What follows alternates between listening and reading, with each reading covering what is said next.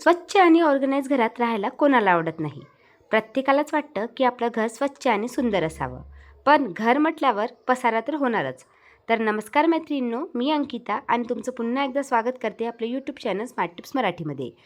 व आजच्या व्हिडिओमध्ये मी तुमच्यासोबत घराला स्वच्छ ठेवणाऱ्या काही सवयी, त्याचबरोबर काही क्लिनिंग टिप्स आणि क्लिनिंग हॅक शेअर करणार आहे. त्यांचा वापर करून अगदी कमी वेळात, त्याचबरोबर अगदी कमी मेहनतीत आपण आपल्या घराला नेहमी स्वच्छ आणि ऑर्गनाइज ठेवू शकतो. चला तर मग कुठलीही वेळ न घालवता व्हिडिओला सुरुवात करूया.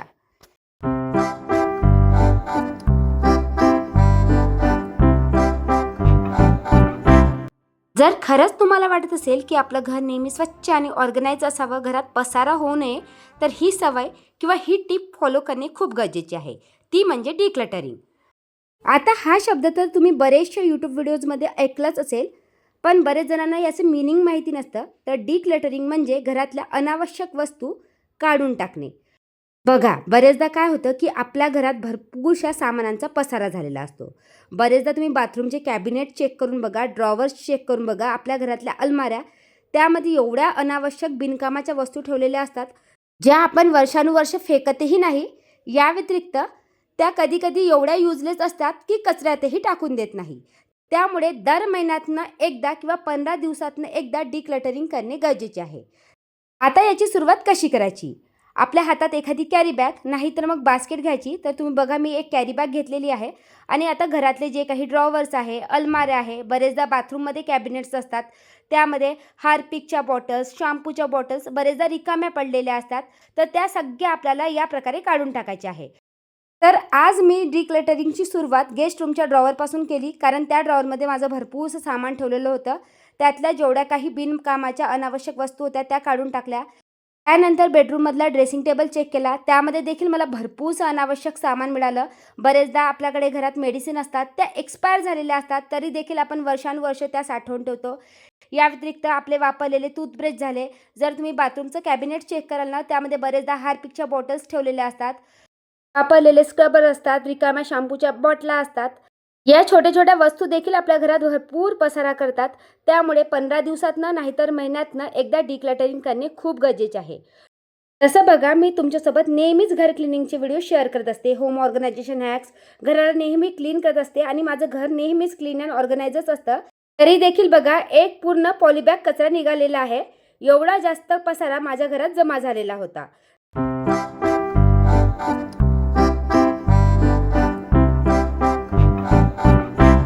आपल्यापैकी बरेच जणांचं स्वप्न असतं की आपलं घर मोठं असावं, दिसायला सुंदर असावं. पण खरं सांगू मैत्रिणींनो, जेवढं मोठं घर तेवढंच त्याला चांगल्या प्रकारे मेंटेनही करावं लागतं. आणि जर मोठ्या घराला मेंटेन करायचं असेल तर आपल्याला काही चांगल्या सवयी असणे खूप गरजेचे आहे. जसं माझी ही गेस्ट रूम आहे आणि मी याला दर 6 महिन्यातनं डीप क्लिनिंग करत असते.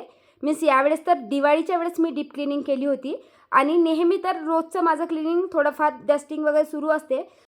पण आता उन्हाळा सुरू झाला आहे, त्यामुळे घरात खूप जास्त धूळ होते आणि फॅनवरची धूळ पाहून लक्षात आलं की या रूमला देखील डीप क्लिनिंगची गरज आहे. आणि डीप क्लिनिंगचा नेहमी एक पहिला रूल लक्षात ठेवायचा की कुठल्याही रूमची तुम्हाला डीप क्लिनिंग करायची असेल, इवन किचनचीही करायची असेल, तर पहिल्या त्या रूमला रिकामं करा, जेणेकरून जी काही धूळ असेल ना ती बाकी वस्तूंवर बसणार नाही. त्यामुळे पहिले तर ही रूम मी रिकामी करणार आहे. जसं बघा, तुम्हाला व्हिडिओमध्ये ही रूम खूप चांगली दिसत असेल, पण रिअली या रूममध्ये खूप जास्त पसारा झालेला होता. हा स्टडी टेबल बघू शकता, यावर देखील न्यूजपेपरचा, पेपरचा, त्याचबरोबर ट्रॉफींचा एवढा पसारा झाला होता की त्यावरची डस्ट साफ करणे देखील मला डिफिकल्ट झाले होते. त्यामुळे आज विचार केला की पूर्णच अनावश्यक रूममधल्या या वस्तू काढून टाकायच्या आणि या स्टडी टेबलला देखील रिकामे करायचे. जसं बघा, मॅट्रेस उचलल्यानंतर त्याखाली भरपूरशा पॉलिबॅग मला मिळाल्या. पॉलिबॅगसाठी मी एक स्पेशल जागा निर्धारित केली आहे. पण होतं, घर म्हटल्यावर आपण कधी कामाच्या गडबडीत इकडे तिकडे वस्तू ठेवतो. मग अशा वेळेस त्या पॉलिबॅग देखील मी व्यवस्थित जागेवर नेऊन ठेवल्या. त्याचबरोबर घरात भरपूरसे प्लांट्स देखील ठेवलेले होते आणि त्याची धूळ मी नेहमी क्लीन करत असते. त्यामुळे ते देखील मी बाहेर नेऊन ठेवले, जेणेकरून मग त्यांना मला वॉश करावे लागणार नाही. आता बघा, रूम पूर्णपणे रिकामी झालेली आहे. तर स्पेशली वरची धूळ साफ करण्यासाठीच आम्ही ही सीडी विकत घेतली होती. बरेचदा काय होतं, खालची धूळ तर आपण इझिली साफ करतो, पण जशी फॅन आहे, अलमाऱ्या आहे, त्याच्या वरची धूळ साफ करणे खूप डिफिकल्ट होते, कारण आपला हातच बरेचदा पोहोचू शकत नाही. आणि आजकाल मार्केटमध्ये वेगवेगळे टूल्सही अवेलेबल आहे, माझ्याकडे देखील आहे. पण जिथपर्यंत आपण ती आपल्या हाताने धूळ साफ करत नाही तोपर्यंत व्यवस्थित ती साफ होत नाही. जसं फॅन देखील तुम्ही व्यवस्थित आपला हात लावून जेव्हा साफ करत नाही तोपर्यंत साफ होत नाही. तर फॅनवर देखील धूळ जमा झालेली होती.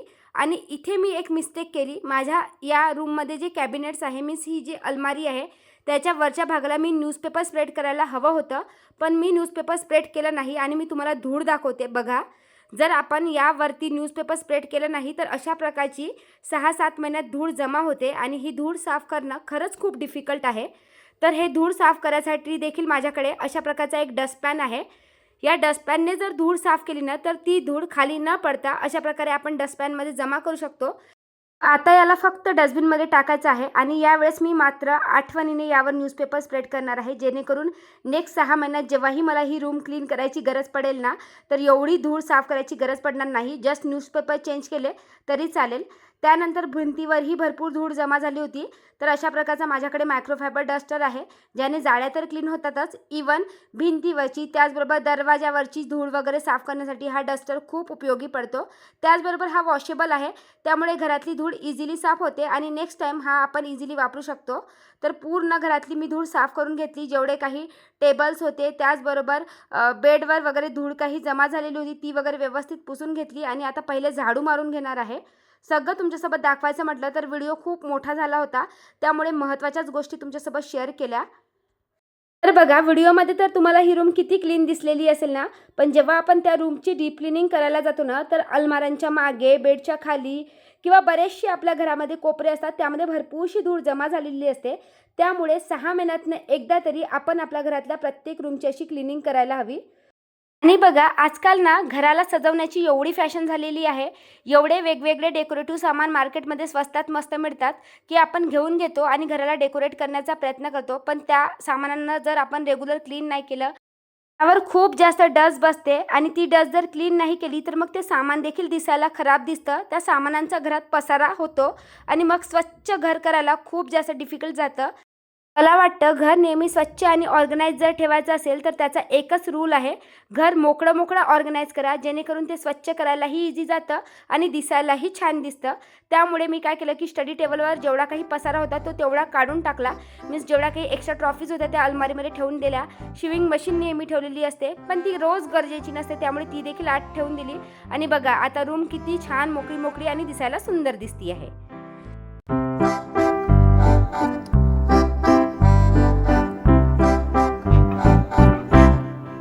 मैत्रिणींनो, आपल्या घराला स्वच्छ ठेवणे म्हणजे घरातला प्रत्येक कॉर्नर स्वच्छ असणे खूप गरजेचे आहे. पण बरेचदा आपल्या घरात असे भरपूरसे कॉर्नर्स असतात, बरेचशा वस्तू असतात ज्या आपण रोज वापरतो पण रोज रोज स्वच्छ करणे पॉसिबल नाही. जसं उदाहरणार्थ हे सॉकेट बघा, आपण रोज या बटनला टच करतो, त्यामध्ये बरेचदा घाण जमा झालेली असते. तर आज माझ्या घरातले देखील मी सॉकेट क्लीन करणार होते. तर बघा, या बटन्सला मी पहिले ओल्या कापडाने स्वच्छ करण्याचा प्रयत्न केला. हलकासा ओला कापड घेतला पण त्याने काही ते स्वच्छ झाले नाही. तर त्यासाठी तुम्ही हा सिंपलसा क्लिनिंग हॅक वापरू शकता. आपल्या प्रत्येकाकडे नेल पेंट रिमूव्हर तर असतंच. हलकासं कॉटनवर घ्यायचं आहे आणि हलक्या हाताने फिरवायचं आहे. बघा, सॉकेट किती इझिली क्लीन झालेले आहे. तर घरातल्या जेवढ्या काही बटन्स होत्या ज्यावर रेग्युलर सगळेजण हात मारतात तर त्यावर खूप जास्त डस्ट जमा झाली होती. तर आज माझा टार्गेट होता की ते देखील क्लीन करायचं. तर अगदी नेल पेंट रिमूव्हरचा वापर करून आपण इझिली रिमूव्ह करू शकतो. आणि जर का तुमच्याकडे नेल पेंट रिमूव्हर नसेल तर इथे आपण परफ्यूमचा वापर करू शकतो, नाहीतर मग आपल्या प्रत्येकाच्या घरी सॅनिटायझर वगैरे असतंच, तर त्याचाही वापर करून आपण इझिली यावर जे काही डाग जमा झालेले असते ते कमी मेहनतीत आणि कमी वेळात काढू शकतो. बघा मैत्रिणींनो, तुमच्याही घरी अशा प्रकारे बटन्स वगैरे खराब झाले असेल तर हा हॅक एकदा नक्की यूज करून बघा.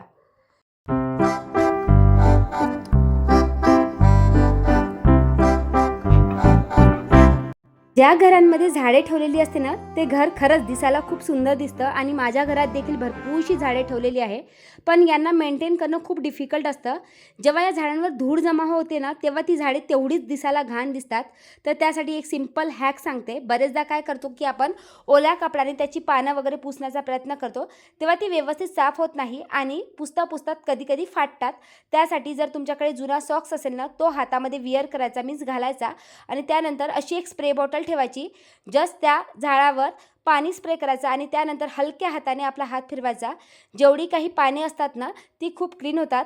तर माझ्याकडे हे बर्ड ऑफ पॅराडाईजचं झाड आहे, त्याचबरोबर हे मॉन्स्टेराचं झाड आतमध्ये ठेवलेलं आहे. आणि या मोठमोठ्या पानांवर जेव्हा धूळ बसते ना, तर ती क्लीन करायला खूप डिफिकल्ट होते. जसं मनी प्लांटचं झाड झालं, साईडला तुम्ही सिंगोनियाचं झाड बघत आहे, ते मी इझिली ना बेसिंगच्या खाली नेऊन क्लीन करतं. पण एवढी मोठी मोठी झाडे बेसिंगच्या खाली नेऊन क्लीन करणं खूप डिफिकल्ट होतं. मग अशा वेळेस ही झाडे मी या पद्धतीने साफ करत असते. जर तुमच्याहीकडे आर्टिफिशियल झाडे असेल किंवा अशा प्रकारची ओरिजिनल झाडे असेल, तर ती या पद्धतीने क्लीन करून बघा. अगदी त्याचा पान त्याचबरोबर कोपरा कोपरा स्वच्छ होतो. तर बरेच जणांकडे ना डुप्लिकेट झाडे देखील असतात, मीन्स आर्टिफिशियल झाडे. आजकाल रबर प्लांट त्याचबरोबर बर्ड ऑफ पॅराडाईज, ट्रॅव्हलिंग पामचे आर्टिफिशियल प्लांट्स देखील घरात ठेवले असतात. पण त्यावर जेव्हा धूळ जमा होते ना, मग ते झाड क्लीन करायला खूप डिफिकल्ट होतं. अशा प्रकारे जर तुमच्याकडे आर्टिफिशियल प्लांट्स वगैरे असेल तर तुम्ही क्लीन करू शकता.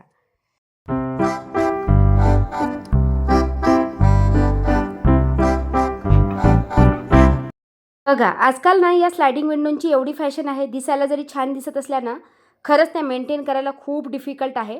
आणि त्यात माझ्या बाल्कनीमध्ये झाडे ठेवलेली आहे. त्याला जेव्हाही आम्ही पाणी घालतो ना, सगळं या स्लायडिंग विंडोच्या काचावर उडतं आणि सगळे डाग जमा झालेले होते. आणि हे डाग ना मी नॉर्मल कोलिननी साफ करण्याचा प्रयत्न केला, पण ते साफ झाले नाही. तर त्यासाठी मी एक सिम्पलचा हॅक शेअर करणार आहे.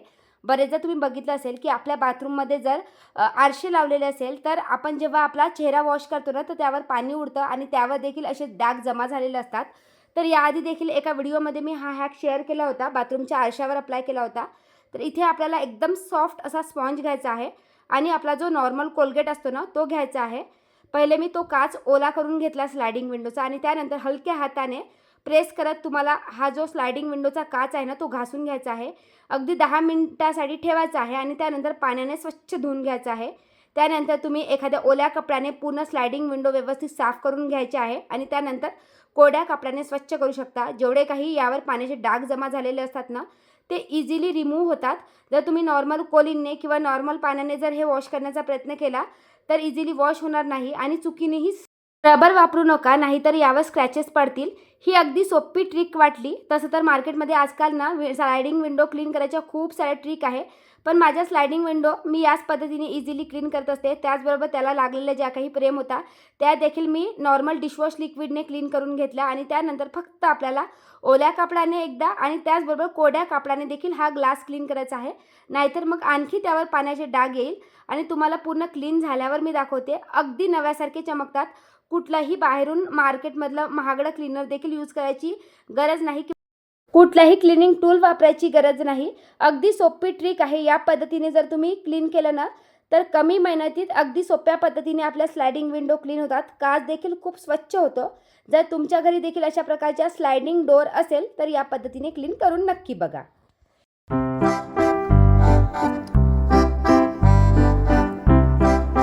तर मैत्रिणींनो, खरं पाहिलं तर घराला स्वच्छ आणि सुंदर ठेवणं खूप सोपं आहे. जर का आपल्याला काही क्लिनिंग टिप्स, क्लिनिंग हॅक्स आणि त्याचबरोबर काही आपण चांगल्या सवयी लावल्या, तर घर मेंटेन करणं खरंच खूप सोपं आहे. बघा, काच किती छान क्लीन झालेला आहे.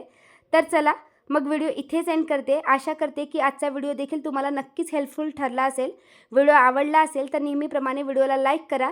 व्हिडिओ थोडासा जरी उपयोगी वाटला असेल तर कमेंट करून नक्की सांगा. चला तर भेटूया नेक्स्ट व्हिडिओमध्ये. तोपर्यंत बाय बाय.